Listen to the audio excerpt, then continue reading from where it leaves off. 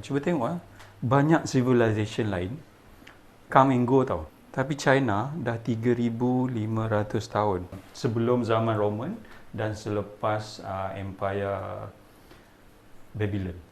Okay, Babylon about 4,000 years, Egypt about 5,000.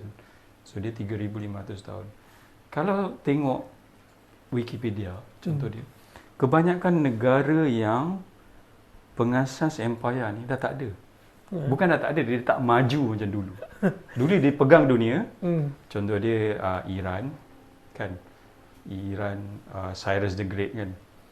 Dia pegang dunia. Persian. Roman pernah pegang dunia. Apa lagi? Mesopotamia dan Babylon. Iraq pegang dunia. Kalau dekat sebelah Amerika sana, Mayan.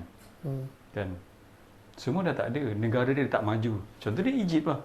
Negara dia dah bergantung kepada bantuan Amerika. Tapi China, daripada dulu, dia pernah kena jajah.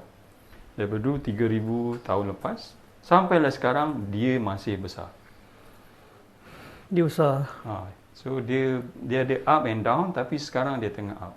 Bermakna, dia punya cara tu memang agak terkedepan lah compare dengan orang lain.